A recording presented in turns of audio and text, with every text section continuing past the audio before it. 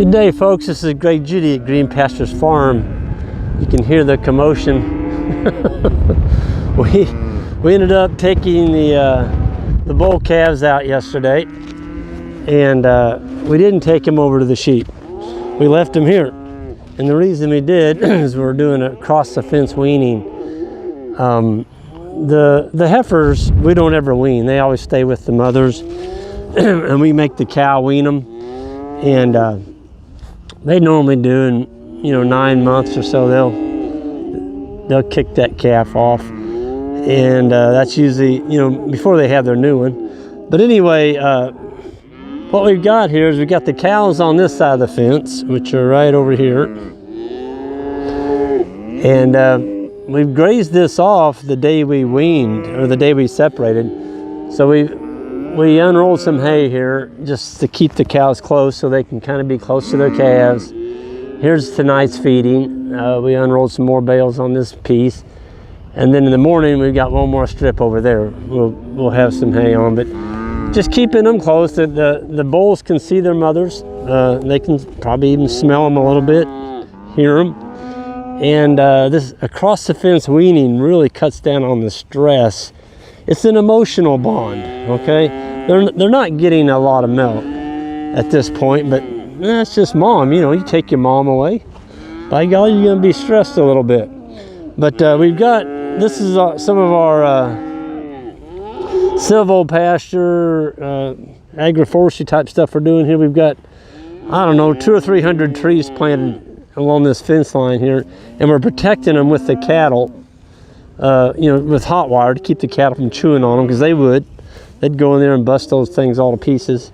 And everything we planted is putting out food. So we got mulberry, and we got persimmon, we got some small different oaks in here. These are a shrub type material that puts on a lot of berries. Well, you can see the seed pods. The birds like those in the wintertime. So anything that'll produce food. There's some walnuts in here, pecan, and it goes all the way to that far timber line over there. Anyway, so the bulls, they've got to get through, excuse me. Ooh, man, that was a good one. Had to sneeze. The bull calves have to get through this wire, which is our old sheep fence. This used to be a ram pen. We used to put rams in here. Now we put the rams in the timber, or more of a silvo pasture type stuff that we've cleared. But then we've got another single wire over here that keeps the cattle, when they're in that paddock, from chewing on our trees. And then we did this. We put up a 2-wire poly. That's 2 wires of poly braid, okay? And so the bulls have got quite a bit to go through to get to their mothers. I don't want to have to resort these things. Usually the first 3 days are the worst. The first day, which would be today, which is a full day, they're kind of stressed. But you know what, folks? Before I pulled up here, they saw me coming. Every single bull was out there in that fresh stockpile. Most of them still are. There's 1, 2, 3. There's 3 of them here bawling out of 60. There's 60 bulls out there that range from 7 months old all the way up to 3 years. Of course, the older bulls, they're not complaining at all. They've been weaned for years. But if you give the bulls something to eat, they've got some pretty darn good high quality stockpile. It's got some green in it out there. And I noticed yesterday when we took the bulls out, the cows had more of a stress than the bull calves did. I mean, the cows just screamed and bawled for their babies, and today they're still bawling some. There's several cows, just a couple over there bawling. But they'll get over that, and it's just it's natural. You got to get them away from them. What we're doing by taking the bulls out this early in March, the bulls actually stay in the herd from July until March. So these bulls won't go back into the mob until July 1st. We're different than everybody else. The reason we leave them in so long is I don't want 2 herds. I sure don't want to winter 2 herds. I mean, you know, there's 60 bulls out there, and if we had to winter those as a separate group, you're going around your farm, they're grazing in a spot that your main mob could be eating from, and when the snow's on or ice, that's 2 different herds of animals you got to deal with. I'm not going to do that. So just by taking the bulls out in March and not putting them back in until July, it really knocked the stuffing out of our winter calving.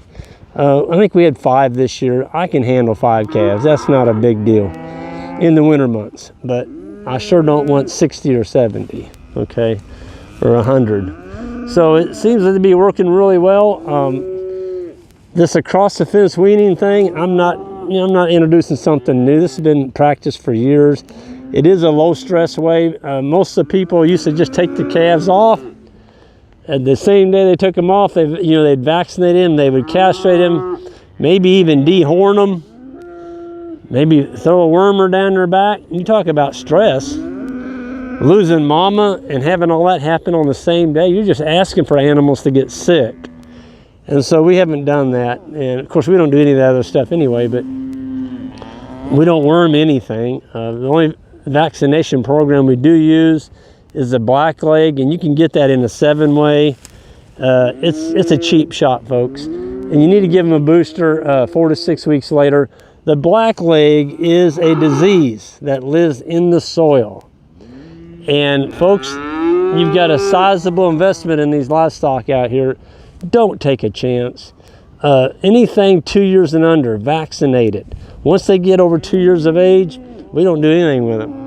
But they're very vulnerable, and if you get blackleg in a calf in your herd, I'm sorry, but there's nothing you can do about it. That's a death sentence. That calf will die, and it's usually dead in about 4 to 12 hours. They just die. It's a terrible, hideous disease, so you owe it to your animals to protect them. And blackleg is a function of bare soil. Well, when you get them up in a corral where you got some bare soil, or here you've got a little pugging out there, they're going to get exposed to some bare soil. And if it's in your soil and they contract it, you're done. You're just done. You can't give that calf any antibiotics to save them. They're dead, okay? That's part of the business. I mean, you've got to protect your animals. Don't take the chance. So I'm really a big believer in blackleg. And this should be the first year that we actually vaccinate our sheep. When we do ban the rams, the sheep will get a blackleg shot. I've never done that before, but you know, for $1 bill, it's $1 for a shot. That's pretty cheap insurance just to protect your animals from the hideous disease of blackleg. So I've covered that. The cows, yesterday, it was a chorus out here. I bet there was 50 cows that were just screaming their lungs out. And today there's 2 or 3. So the bulls have water, the same setup over there. They can go back and get them a drink. And what we did is, folks, we've got, I'm gonna step on this wire if I don't get shocked. Oh, there we go. That wire's hot, by the way. If you do across the fence weaning, don't do it with 2,000 volts in your fence. You need to have 6,000 to 8,000 in there. Because if it just kind of tickles them, that's not gonna stop a bull calf. He's gonna go right through that to get to mama, to get back on that milk, and get a hold of that titty and, suck on them. The teats, mama's teat's an awful good thing for the bull calf. He hasn't had any mama, and that's the first thing he's gonna do is go and grab all those teats and suck and get his milk. But what we did here, folks, is we actually put a back fence in. So right there, the bulls were over there yesterday, and so we just took that wire, kept a back fence in, and brought the reel back to here. The water's over there at that tank. And so the animals, as we move forward, now tomorrow they'll be on that pond. There's a pond over the hill there. But we're gonna be able to strip graze these bulls all the way down this fence line. There's about 20 acres in this paddock. And each day that we move them forward, that evening they'll get a little bit of hay. And by doing that, we get double the time on this one paddock. And we need time. We're gonna take these bulls over to the sheep, but I would like to do that in about 2 weeks. get some warm weather. We've got the moisture. We just need some warm weather to get this spring grass going. And then our bulls will have a lot more to eat when we do dump them in with the sheep over there. So there's going to be about 160 ewes, 7 guard dogs, and 60 bulls. And they call that a flurd. Your flock and your herd together. And so we're anxious to get that going. That ought to be fun. So that's about all I've got today. For those of you all new to my channel and subscribe, thank you all. For those of you all that haven't, hit that subscribe button, and on the way by it, hit that like. We'll get this message out, trying to get more people back on the land. And it is a renaissance. I mean, there is a ton of people starting to hit me with emails and questions, and I love it. Thank you all for all the great comments. And people are coming back to the land. This is a movement.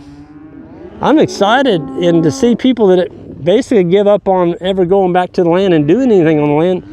They're gonna do it. I just talked to a young lady this morning. Her husband had her call me and, you know, she wanted to get all the right kind of fencing in the posts, and I was busy, but you know what? I took the time to sit down with her and go over what her needs were to get her started out and get the right materials. Don't buy junk. Get the good stuff. Life is too short to be out here fixing this hot wire all the time. Use the right stuff. You don't have to mess with it. Just use the good stuff and you're done. But boy, these bulls are happy. I'm happy. I say the bulls are happy. Some of them are. Some of them aren't happy. But you know what? In about 3 days, there won't be any bawling out here. They'll forget about mom, and they'll be grazing grass like they're intended to do. So this is Greg Judy signing off. Everyone have a great day.